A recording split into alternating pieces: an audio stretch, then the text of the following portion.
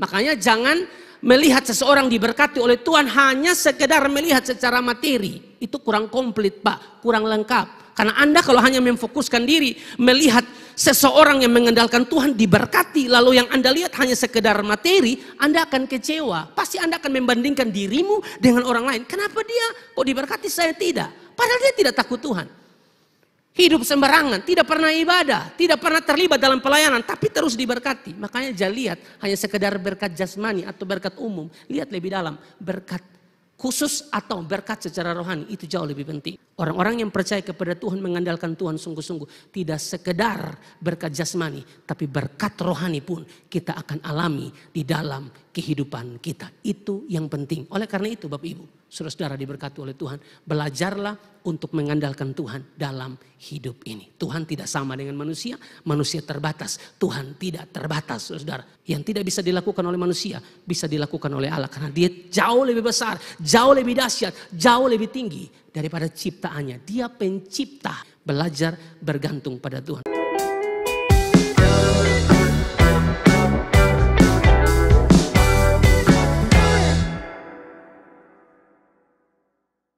Saya tambah sedikit di bagian yang kedua karena topik kita dan teks yang kita baca, diberkatilah setiap orang yang mengandalkan Tuhan. Kita baru membahas tentang penyebabnya, yaitu mengandalkan Tuhan. Sekarang kita bahas tentang diberkati, saudara. Yang kedua kita akan memperhatikan kata diberkati atau berkat. Ya, saya ingin kita masuk untuk belajar tentang bagian ini dulu. Benar saudara bahwa orang yang mengandalkan Tuhan itu pasti diberkati di dalam kehidupannya. Tapi saudara, saya perlu ingatkan di sini bahwa kalau kita bicara tentang berkat itu ada dua jenis berkat ya. Ada berkat jasmani, ada berkat rohani. Ada berkat secara umum yang diberikan oleh Tuhan, tapi juga ada berkat secara khusus saudara. Ada berkat umum, ada berkat khusus. Ada berkat jasmani, ada berkat rohani. Nah banyak orang saudara yang memfokuskan diri mereka hanya pada satu bagian. Jadi kalau ngomong tentang berkat hanya melulu tentang kesuksesan, tentang materi, tentang uang, tentang jabatan dan lain sebagainya. Sehingga saudara ukuran yang mereka pakai untuk melihat seseorang yang diberkati oleh Tuhan hanya sekedar berbicara tentang materi, uang dan lain sebagainya. Nah untuk orang-orang seperti ini hanya melihat berkat dari satu sisi, hanya berkat jasmani saja, tentu banyak mereka yang kecewa. Kecewa saudara. Kenapa saya bilang kecewa saudara? Karena memang ternyata ada orang-orang yang tidak cinta Tuhan, tapi kaya sekali. Ada orang-orang yang tidak kenal Tuhan, tidak kenal Yesus, tidak pernah ibadah, tidak pernah hidup dalam penyembahan. Dia orang fasik tapi diberkati. Bahkan semua usahanya berhasil. Nah kalau Anda hanya melihat kata diberkati atau berkat dari satu sisi, jasmani saja atau berkat umum saja, saudara, maka saudara pasti kecewa. Kok bisa begitu? Saya yang ibadah setiap hari, setiap minggu saya ibadah, semua pelayanan saya terlibat, saudara, tapi masa kok kurang terus? Itu garam kurang terus, kok saya kurang ini dan itu. Sedangkan dia ini tidak pernah ibadah, tapi diberkati. Nah ada orang-orang seperti itu saudara. Ya, makanya saya ingin jelaskan ini supaya kita tidak kecewa. Dan kita juga belajar untuk tidak memfokuskan kata berkat atau diberkati itu hanya pada satu bagian. Yaitu berkat secara jasmani. Saudara diberkati oleh Tuhan Yesus Kristus, kita tahu ya bahwa kalau bicara tentang berkat jasmani itu kan tentu Tuhan berikan berkat jasmani buat kita. Ada berkat jasmani, berkat rohani. Tuhan siapkan buat kita. Berkat jasmani misalnya Amsal 10 ayat 22 kan bilang begini. Berkat Tuhanlah yang menjadikan kaya. Perhatikan ya, dalam Amsal 10:22. Berkat Tuhanlah yang menjadikan kaya. Susah payah tidak akan menambahinya. Ini tidak bermaksud Anda mengandalkan Tuhan, Anda percaya kepada Tuhan lalu Anda membuang tanggung jawab Anda atau sisi aktif Anda. Saya tidak bermaksud seperti itu. Tapi Anda mau punya keterampilan, mau bekerja seperti apapun, tapi kalau Tuhan tidak berkati juga percuma. Berkat secara jasmani Tuhan siapkan, berkat Tuhanlah yang menjadikan kaya. Tapi tidak hanya jasmani, ada rohani. Efesus 1 ayat 3 bilang begini. Ada berkat rohani, terpujilah Allah dan Bapa Tuhan kita Yesus Kristus, yang dalam Kristus telah mengaruniakan kepada kita segala berkat rohani di dalam sorga. Jadi ada berkat jasmani, ada berkat rohani saudara. Berkat jasmani itu kan sementara saudara. Kalau berkat rohani itu kekal, saudara. Berkat jasmani itu sementara. Makanya kalau datang gereja, saudara, jangan hanya cari berkat jasmani. Cari berkat rohani, saudara. Cari berkat rohani. Sukacita, damai sejahtera itu kan berkat rohani. Sukacita, damai sejahtera, ketenangan jiwa. Daud bilang hanya dekat Allah saja aku tenang. Anda mau uang banyak seperti apapun, tapi kalau tidak dekat dengan Tuhan, Anda tidak merasa tenang dalam hidup, saudara. Anda boleh punya uang banyak, tapi kalau tidak punya sukacita, percuma. Amin, Bapak Ibu. Sukacita, damai sejahtera, itu tidak berhubungan dengan banyaknya uang saudara, tidak berhubungan dengan materi saudara. Itu berhubungan dengan pribadi. Siapa? Yesus Kristus Tuhan. Roma 5 ayat 1 bilang begini, saudara. Roma pasal 5 ayat 1, sebab itu kita yang dibenarkan karena iman, kita hidup dalam damai sejahtera dengan Allah. Itu berkat rohani. Tapi banyak orang yang hanya cari berkat jasmani, cari Tuhan supaya kita diberkati. Kan banyak begitu. Teologi kemakmuran. Pokoknya ikut Tuhan tuh pasti kaya. Siapa bilang? Ikut Tuhan harus kaya, tidak boleh miskin. Kalau miskin kamu tidak punya iman. Kalau sampai kita diberkati oleh Tuhan, oke, tapi tidak semua kok. Ada yang betul diberkati dan seharusnya berkat itu mereka pakai untuk tolong orang, bantu orang. Tapi tidak semua harus begitu, saudara. Yang paling penting itu berkat rohani. Itu penting. Bahkan dua-dua ini penting, jasmani, rohani. Itu penting. Tapi untuk urusan berkat jasmani ini ikut Tuhan siapkan. Ini bukan hanya untuk kita saja, saudara ya. Untuk yang lain juga Tuhan siapkan, saudara, diberkati oleh Tuhan ya. Makanya kalau kita lihat dalam Matius 5 ayat 45, saudara, kalau bicara tentang, kan ada berkat jasmani, berkat rohani, berkat umum, berkat khusus. Berkat rohani, berkat khusus itu memang hanya diberikan bagi orang-orang yang percaya. Kalau Anda tidak percaya Yesus, Anda tidak akan mengalami berkat rohani itu. Sukacita, damai sejahtera, ketenangan jiwa, ya. Terlebih keselamatan itu berkat-berkat rohani. Tidak mungkin Anda dapatkan di luar Yesus. Itu hanya di dalam Yesus. Hanya orang percaya yang bisa mengalami itu, saudara. Tapi untuk urusan berkat umum nih, siapa saya bisa dapat? Bahkan tidak takut Tuhan pun bisa dapat, saudara. Tidak takut Tuhan, tidak percaya Yesus, hidup sembarangan. Mereka dapat berkat yang sama. Perhatikan Matius 5 ayat 45 bilang begini. Matius pasal yang kelima ayat 45. Karena dengan demikianlah kamu menjadi anak-anak Bapamu yang di sorga, yang menerbitkan matahari bagi orang yang jahat dan orang yang baik, dan menurunkan hujan bagi orang yang benar dan orang yang tidak benar. Mau benar tidak benar, sama-sama bisa mengalami berkat umum ini, saudara. Bisa, semua bisa alami. Makanya jangan melihat seseorang diberkati oleh Tuhan hanya sekedar melihat secara materi. Itu kurang komplit, Pak, kurang lengkap. Karena Anda kalau hanya memfokuskan diri melihat seseorang yang mengandalkan Tuhan diberkati, lalu yang Anda lihat hanya sekedar materi, Anda akan kecewa. Pasti Anda akan membandingkan dirimu dengan orang lain. Kenapa dia kok diberkati, saya tidak? Padahal dia tidak takut Tuhan. Hidup sembarangan, tidak pernah ibadah, tidak pernah terlibat dalam pelayanan, tapi terus diberkati. Makanya jangan lihat hanya sekedar berkat jasmani atau berkat umum. Lihat lebih dalam, berkat khusus atau berkat secara rohani, itu jauh lebih penting. Amin, saudara, diberkati oleh Tuhan. Makanya Mazmur Asaf itu kan sempat kecewa begitu. Kalau tidak salah Mazmur 73. Ya, Asaf kan kecewa, saudara, ya, di dalam Mazmur 73 itu, saudara. Di dalam Mazmur 73 itu kan dia ngomong seperti ini, sesungguhnya Allah itu baik bagi mereka yang tulus hatinya, bagi mereka yang bersih hatinya. Lanjut ayat 2. Tetapi aku sedikit lagi maka kakiku terpeleset, nyaris aku tergelincir. 3. Sebab aku cemburu kepada pembual-pembual. Kalau aku melihat kemujuran orang-orang fasik, saudara lihat, dia bilang, wih, kok ini orang-orang loh nih. Bisa ya, dong orang fasik. Orang fasik itu orang yang hidup tanpa penyembahan kepada Allah, tapi bisa-bisanya mereka mujur. Ayat 4, saudara lihat di sini. Sebab kesakitan tidak ada pada mereka. Kotong ini main sakit, batuk pilek. Belum yang lain, asam lambung naik, GERD dan semua, saudara-saudara. Tapi dong, nih yang tidak pernah menyembah Tuhan.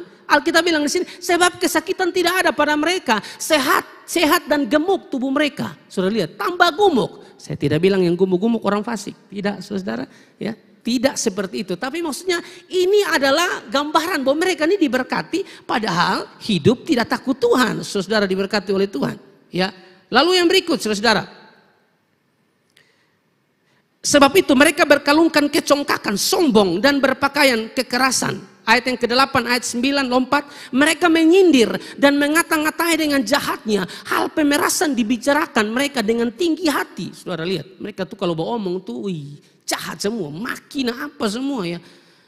Bahkan hal pemerasan dibicarakan mereka dengan sombongnya, ya, mereka sombong sekali. Mereka membuka mulut melawan langit. Saudara lihat, Tuhan pun mereka mau lawan ini orang-orang, saudara.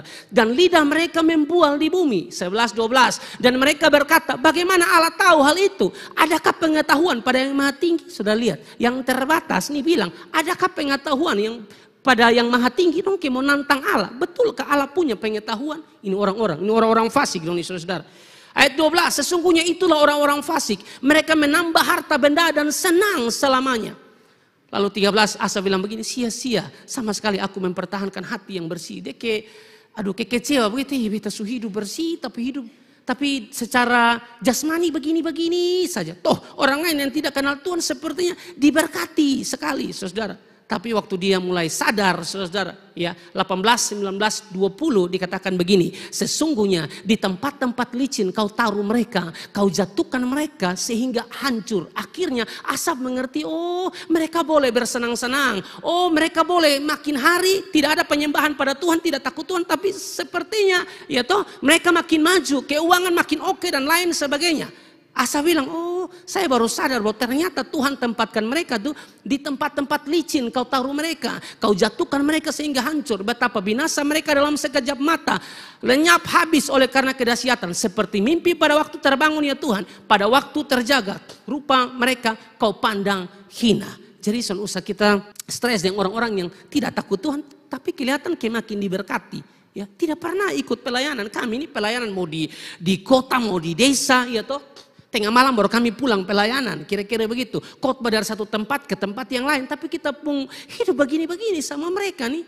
Suka omong orang, melawan Tuhan lagi. Dari data-data yang saya tunjukkan. Tapi sepertinya diberkati. Tapi perhatikan saudara, ternyata mereka ditempatkan di tempat licin. Anda yang fasik-fasik, Anda yang tidak takut Tuhan. Ya, Anda yang sepertinya tidak mau dengar apa yang Tuhan sampaikan kepada Anda hidup sembarang, pokoknya hidup semau gua. Yang penting gereja mau apa pendeta Melato mau khotbah, pendeta Angkinat mau khotbah sampai leher mau putus, urusan dong. Saya tetap nakal, saya tetap jahat begitu. Toh nanti saya terus diberkati. Dengar baik-baik, Tuhan sedang taruh Anda di tempat licin. Sedikit lagi Anda pasti hancur, sedikit lagi. Jadi jangan terlalu sombong. Hanya saja saya membawa Anda untuk mengerti, kalau melihat berkat tidak hanya berkat jasmani, tapi dia juga berkat rohani. Orang-orang yang percaya kepada Tuhan, mengandalkan Tuhan sungguh-sungguh. Tidak sekedar berkat jasmani, tapi berkat rohani pun kita akan alami di dalam kehidupan kita. Itu yang penting. Oleh karena itu Bapak Ibu, saudara-saudara diberkati oleh Tuhan, belajarlah untuk mengandalkan Tuhan dalam hidup ini. Tuhan tidak sama dengan manusia, manusia terbatas. Tuhan tidak terbatas, saudara. Yang tidak bisa dilakukan oleh manusia, bisa dilakukan oleh Allah. Karena dia jauh lebih besar, jauh lebih dahsyat, jauh lebih tinggi daripada ciptaannya. Dia pencipta. Belajar bergantung pada Tuhan. Saya tidak tahu, mungkin Anda datang dengan beban, persoalan, tantangan hidup yang menurut Anda ini berat. Dan tidak bisa diselesaikan. Kayaknya saya sendiri dan saya tidak bisa nih. Saya tidak bisa hadapi tantangan yang begini besar. Datang pada Tuhan, hidup mengandalkan Tuhan. Anda akan lihat ada berkat rohani yang Tuhan sediakan bagi Anda. Amin saudara. Anda pasti bisa melalui setiap masalah yang Anda hadapi dalam hidup ini. Saya tutup dengan ini, saudara diberkati oleh Tuhan. Ada satu cerita di sebuah tempat, saudara, ya. Di sebuah tempat ada seorang ibu, ya, yang sakit, lalu anaknya pergi ke rumah sakit, saudara, untuk mengambil obat. Anaknya pergi ke rumah sakit untuk mengambil obat, saudara. Pas giliran dia untuk mengambil obat, saudara, ternyata obat yang dikasih itu oleh dokter itu salah, saudara, ya.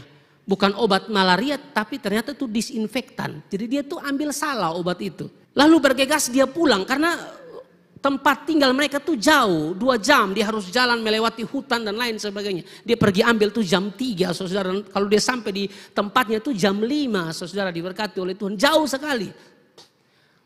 Waktu dia sudah bawa ke sana, saudara, lalu mereka sudah mau tutup, saudara, tempat obat mereka, ya, mau tutup, ya. Lalu perawatannya, Pak dokter, ada lihat kok 1 botol obat di sini tidak ada. Lalu dokter bilang, saya tidak lihat. Botol obat yang mana? Ada satu botol obat, itu tuh disinfektan. Memang botolnya sama dengan obat malaria, tapi itu tidak ada.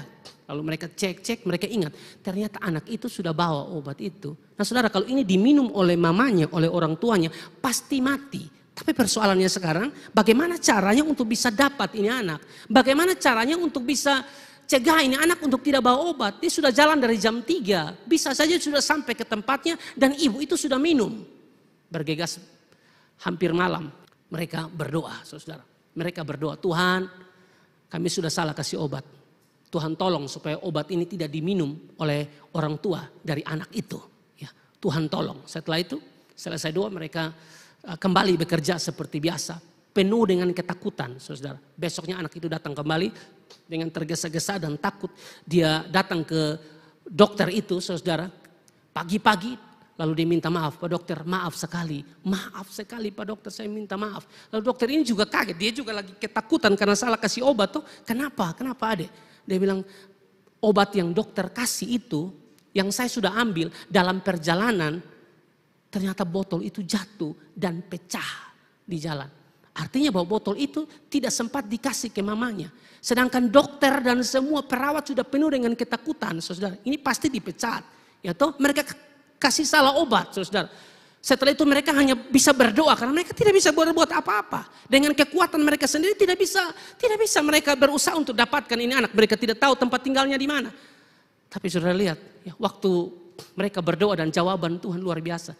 Ternyata ketakutan mereka bahwa nanti disinfektan ini akan diminum oleh orang tua anak itu ternyata tidak. Di jalan Tuhan buat lain saudara. Botol itu jatuh dan pecah.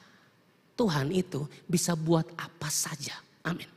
Yang kita tidak bisa buat, dia bisa buat.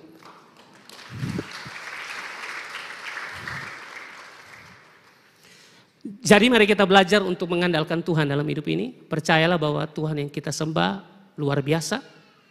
Dia bisa melakukan segala sesuatu melebihi apa yang kita pikirkan. Amin. Dia dahsyat, dia hebat.